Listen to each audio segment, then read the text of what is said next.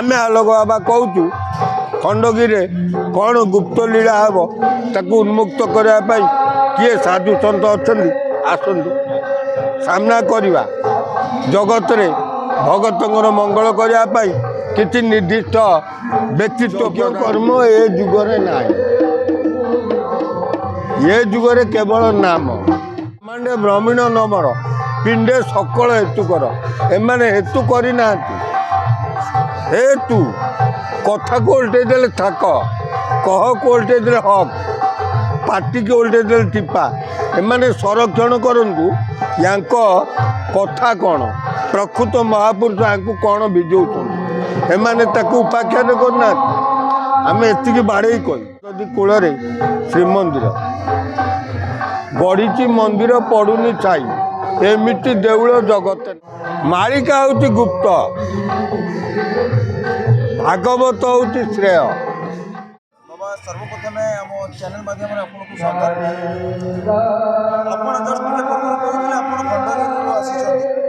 आज्ञा जोटा खंडगिरी कह जोटा कि गोटे कुंभ मेला जोटा कि गोटे ओडिशार जोटा कि सबू साधु मैंने एकत्रित हुए बाहर साधु मैंने आसी था मेला जोटा खंडगिरी पालन कराए तो कह खंडगिरी आउ कौन अच्छी कि गुप्त खंडगिरी निश्चित से विषय टी आलोकपात कर कहीं ना आपण मान कह जो कहले कौन गुप्त हो ना आपण जानते सबुठी 10 भुजा अच्छा खंडगिरी माँ 12 भुजा कहीं बस सुभद्रा भुवनेश्वरी जगन्नाथंकर जोड़े बाहु अच्छे बलभद्रंकर जोड़े बाहु अच्छे सुभद्रांकर कहीं हाथ ना सुभद्रा किए एति आम आपण मान सूचई दौचु जे जेतेबेले सत्य जुगरे माँ महिषासुर को संहार करी निजर स्वामी की छाती रे पाद देकी मातृभूमि की दबे दबा को बसी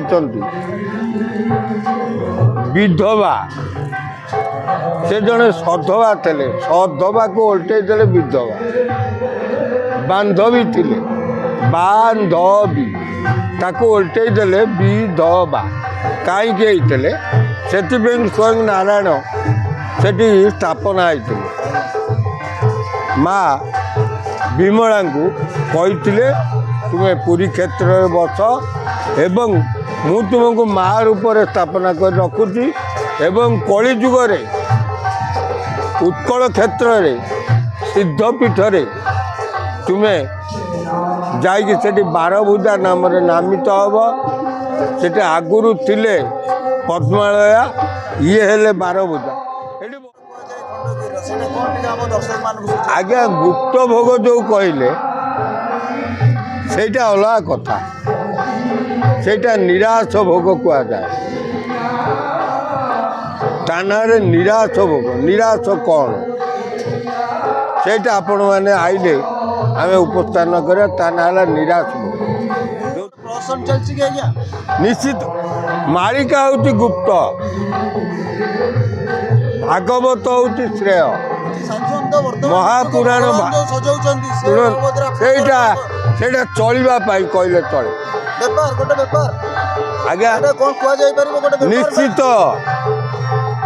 मालिका गुप्त मालिका उन्मुक्त नुहे आपण मैंने देखु मालिका हूँ गुप्त मो सामना कर आम आलोक बाबा कहूँ खंडगिरी कौन गुप्त लीला हम ताकू उन्मुक्त करने किए साधु सत अच्छा आसतु सामना करवा जगत रे भगत मंगल करने किसी निर्दिष्ट व्यक्तित्व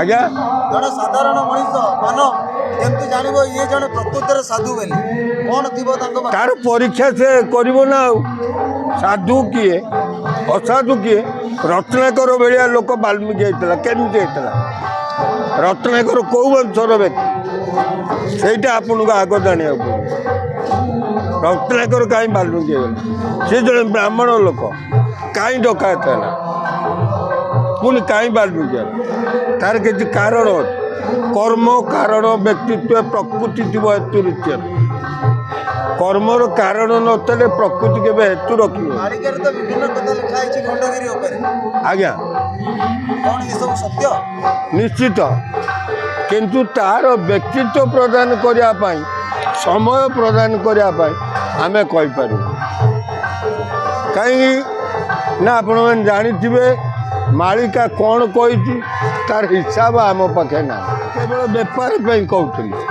ମାଳିକା ଗୁପ୍ତ ଆମ ଭଳିଆ ସାଧାରଣ ମାଳିକା କାଳି ମହାପୁରୁଷ ଅଚ୍ୟୁତାନନ୍ଦଙ୍କୁ ଆମେ ଉପାଖ୍ୟାନ କରିବୁ ସମସ୍ତେ କହୁଛନ୍ତି ଆମ ପାଖରେ ଏବେ କିଛି ଲୋକ ଆମର ଜଣେ ଟିଭି ବାଲା ଆମକୁ ପଚାରିଥିଲା ଯେ ଶ୍ରୀକ୍ଷେତ୍ରରୁ ଛତିଆ ବଟକୁ ପ୍ରଭୁ ଜଗନ୍ନାଥ ଆସିବେ ଆଜ୍ଞା ଜଗନ୍ନାଥ ଛତିଆ ବଟରେ କ'ଣ ଅଛି ଆପଣ ଜାଣିଥିବେ ଜଗନ୍ନାଥ କାହିଁ ଆସିବେ ଯଦି କୂଳରେ ଶ୍ରୀମନ୍ଦିର ଗଢ଼ିଛି ମନ୍ଦିର ପଡ଼ୁନି ଛାଇ ଏମିତି ଦେଉଳ ଜଗତ ନାହିଁ ସେ ଦେଉଳକୁ ଛାଡ଼ିକି ସାଧାରଣ ଛତିଆ ବଟକୁ ଆସିବେ କ'ଣ ପାଇଁ ଆସିବେ ସିଏ ମହାପୁରୁଷ ହାଡ଼ିଦାସ କହିଥିଲେ ମୂଳରେ କହିଥିଲେ ସିଏ ତାଙ୍କର କ'ଣ ଦିଗ୍ଦର୍ଶନ ପାଇଥିଲେ ଏବେ ଆସିବେ ଏଇଟା ଆମେ କିନ୍ତୁ କହିପାରିବୁ ପଞ୍ଚସଖାମାନେ ତ ବହୁତ କିଛି ଗ୍ରନ୍ଥ ଲେଖିଛନ୍ତି ଆଜ୍ଞା ଆପଣ ଜଣେ ସାଧୁ ଆପଣଙ୍କର ନିଜ ଲେଖା ସେମିତି କିଛି ଅଛି କି ନା ନା ଆଜ୍ଞା ଏଡ଼େ ବଡ଼ କଥା ଆମେ କହିପାରିବୁ ଏ ଇଲେକ୍ଟ୍ରୋନିକ୍ସ ମିଡ଼ିଆ ଯୁଗରେ ଆମେ କେବଳ ସେ ସାଧୁସନ୍ଥ କଥାକୁ ଉପସ୍ଥାପନା କରିବା ପାଇଁକି ବି ଆମର ବଳ ପାଉ ଆପଣଙ୍କର କ'ଣ ନିଜ ଲେଖା କିଛି ନାହିଁ ଆଜ୍ଞା କିଛି ନାହିଁ କାହିଁକି ନା ଏଡ଼େ ବଡ଼ କଥା ଆମେ କରିପାରିବୁ ନାହିଁ ସେଇଟା ସମୟ ହେଲେ ସେ ମହାପୁରୁଷମାନେ ଯଦି ଆମକୁ କିଛି ଉପସ୍ଥାପନା ବ୍ୟକ୍ତିତ୍ୱ କରିବା ପାଇଁ ସମୟ ପ୍ରଦାନ କରିବେ ଏବଂ କିଛି ସହାନୁଭୂତି ଦେବେ ସେଇଟା ଭଗବାନ ମୁକ୍ତି ଆମେ ଜାଣିନୁ ଆମର ଶିଶୁ ଅନନ୍ତ ଦାସ କହିଛନ୍ତି ଆପେ ମଲେ ଯୁଗ ଯାଏ ପର ଯୋଗୁ କାନ୍ଦୁରେ ଗାଈ ଯାକ ମୁକୁଳା ବନ୍ଧ କେତେ ବାନ୍ଧୁ ଏଡ଼େ ବଡ଼ କଥା ଆମେ କହିପାରିବୁ କହୁଛି ଆଜ୍ଞା ଭୟର ସୃଷ୍ଟି କରୁଛୁ ଭୟ କରିବାରେ କିଛି ନାହିଁ ଯୁଗ ଯୁଗକୁ ଏଇ ମତ ପରମାନନ୍ଦ ଏ ଜଗତ ନାଇଁ ବାବା ଆମେ ଆପଣଙ୍କ କତରୁ ଜାଣିବା ପାଇଁ ଚାହୁଁଛୁ ମହାପୁରୁଷମାନେ ଯେଉଁ ମାଳିକାକୁ ନେଇ ଲେଖିଥିଲେ ଖାଲି ଭୟର କଥା ଲେଖିଥିଲେ ନା ଭଲ କଥା କିଛି ଲେଖିଥିଲେ ନା ଭଲ ଅଛି ଆପଣମାନେ ସଂରକ୍ଷଣ କରନ୍ତୁ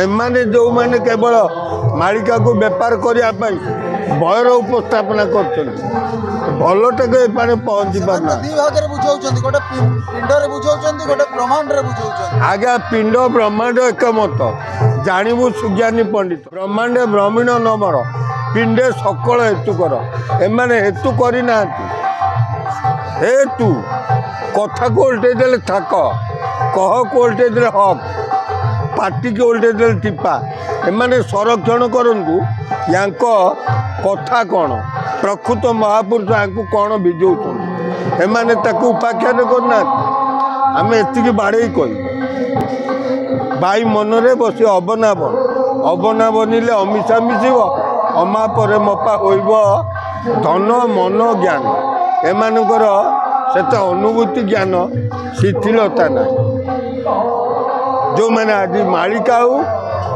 କି କୌଣସି ବ୍ୟକ୍ତିଗତ ଜୀବନଯାପନର ଶାସ୍ତ୍ର ହେଉ ଠିକରେ ନାହାନ୍ତି ଦେଖନ୍ତୁ ଖଣ୍ଡଗିରି କୁମ୍ଭମେଳା ଅଛି ସେଇଠି ଏତେ ବଡ଼ ଜାଗାରେ ସବୁ ଜାଗାରେ ବିଭିନ୍ନ ପ୍ରକାର ଯଜ୍ଞ କରାଯାଉଛି ବହୁତ ବଡ଼ ବଡ଼ ଯଜ୍ଞ କରାଯାଉଛି ବହୁତ ଆହୁତି ଦିଆଯାଉଛି କୁହାଯାଉଛି ବିଶ୍ୱ ଶାନ୍ତି ମହାଯଜ୍ଞ ଆଜ୍ଞା ଏଗୁଡ଼ା ଭୁଲ କଥା ଯଜ୍ଞ କର୍ମ ଏ ଯୁଗରେ ନାହିଁ ଏ ଯୁଗରେ କେବଳ ନାମ କୋଉଠି ଦେଲେ ମନା କେତେ ଶବ୍ଦ ମନା ସେଇଟା ଆପଣ ସ୍ଥାପନ କରିବେ ମନା କ'ଣ ନାମ କ'ଣ ମନ କୋଉଠି ଦେଲେ ନମ ୟାଙ୍କ ମନ ଠିକ ଅଛି ୟାଙ୍କ ନାମ ଠିକ ଅଛି କେତେ ଜଣଙ୍କୁ ମନା କରି ନାମରେ ପଇଛନ୍ତି ସେ କଥା କହିପାରିବେ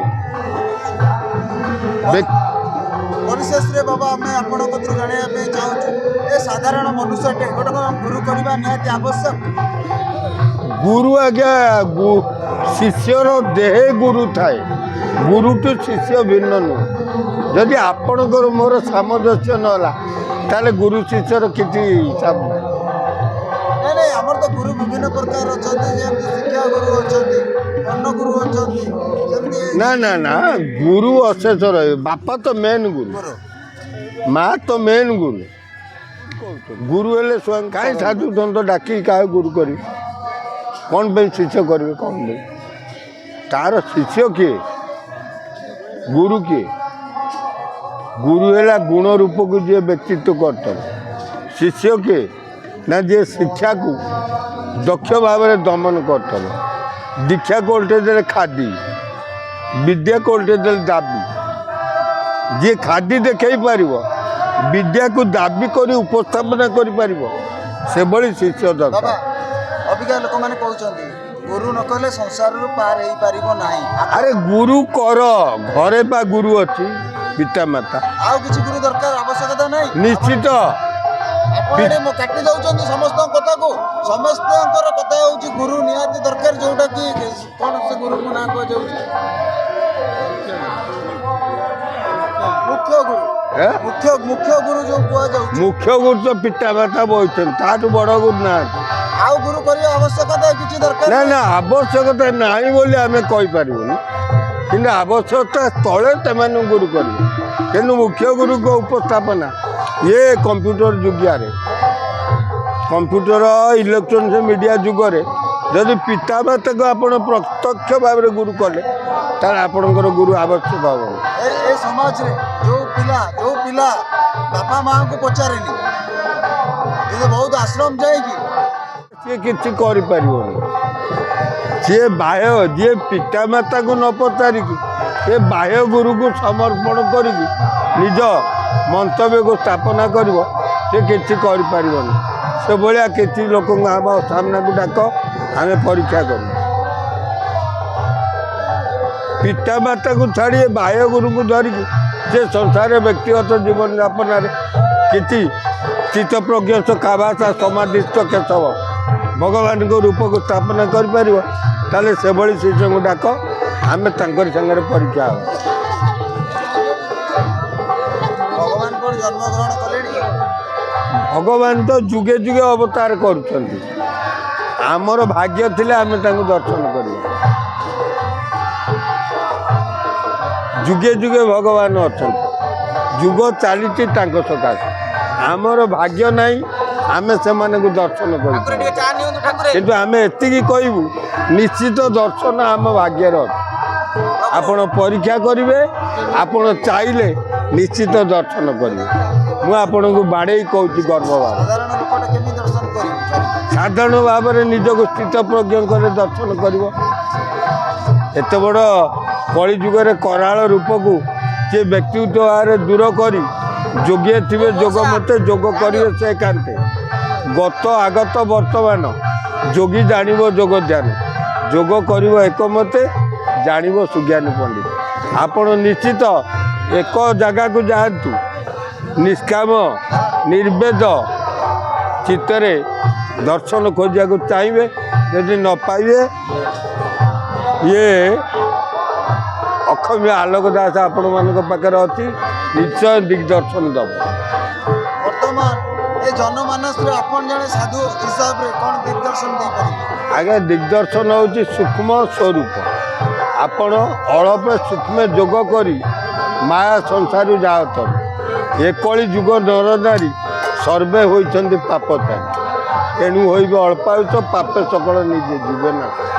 ଆପଣ ଭାବେ ଅଳ୍ପ ସୂକ୍ଷ୍ମରେ ଭଗବାନଙ୍କୁ ପାଇବା ପାଇଁ କିଛି ମହାପୁରୁଷମାନଙ୍କ ପାଖକୁ ଯାଆନ୍ତୁ, କିଛି ମହାପୁରୁଷଙ୍କ କ୍ଷେତ୍ରରେ ନିଜକୁ ସମର୍ପଣ କରନ୍ତୁ, ନିଶ୍ଚିତ ଭାବରେ ପାଇବେ।